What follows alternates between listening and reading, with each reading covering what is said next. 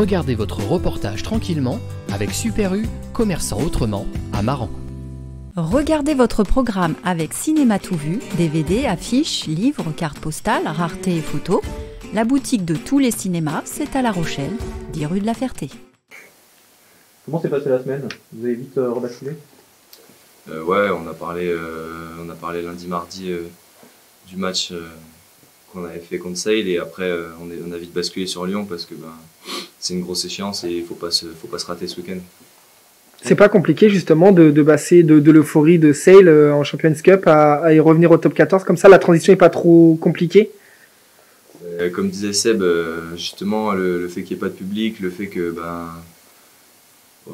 voilà, il y a eu moins d'euphorie en fait que je pense que s'il y avait eu autant de monde, et je pense qu'on a réussi nous à vite basculer, et on s'est dit que voilà, s'il y a une belle chose à faire en top 14 cette saison, donc faut pas s'enflammer et il faut vite revenir à la réalité qu'est Lyon ce week-end.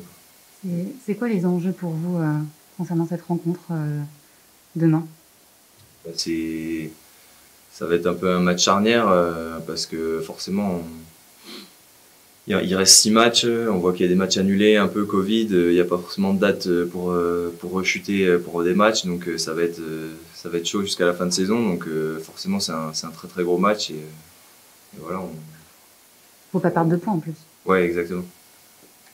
Lyon, la ligne arrière, Nakaitasi, Tuisova, Nataï, c'est une ligne de 3 quarts très performante. Pour vous, ça va être aussi encore un nouveau test pour votre système défensif?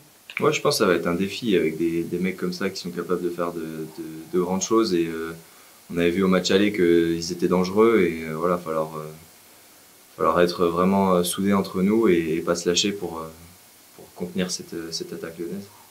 A priori, vous avez identifié que vous étiez très fort au niveau des offloads. Ouais, on a vu ça, ouais, entre autres. Ça implique une défense différente ou pas quand une équipe est plus amatrice de ce genre de geste? Pas forcément. Après, voilà, je pense qu'il faut pas qu'on change forcément trop notre défense, faut qu'on reste sur ce qu'on sait faire, pardon. Et que voilà, qu'on s'entraide tous, et que voilà, qu'il y en ait pas un qui lâche pour tous se soutenir si jamais justement il y a cet offload qui arrive, et qui est quelqu'un qui arrive et qui stoppe tout de suite l'avancée de l'équipe. Ça fait partie, on va pouvoir parler sérieusement. Ouais, c'est bon, c'est parti. Ça fait plusieurs matchs où vous marquez des essais sur combinaison, on en avait parlé après Bordeaux. Ouais. Quand on est 3 quarts et qu'on arrive à marquer sur des actions tableau noir, ça procure une sensation particulière? Ah, bien sûr, forcément, ces essais en première main, comme on les appelle, ça valide vraiment le travail qu'on fait depuis tout le début de l'année, et des timings et des petites courses, des angles de course, de la cohésion entre coéquipiers. C'est vrai que c'est vraiment satisfaisant d'arriver à marquer ces essais, parce que déjà stratégiquement parlant, on a réussi à déceler un petit point, une petite faille dans la défense, et le fait d'arriver à les battre et à scorer directement, déjà pour l'équipe, c'est top, parce que les avants ils font un effort sur une mêlée ou une touche, et ils se relèvent, et on est entre les poteaux, donc forcément c'est congratulant pour tout le monde, quoi. Est-ce que ça donne encore plus confiance dans ce que vous propose le staff?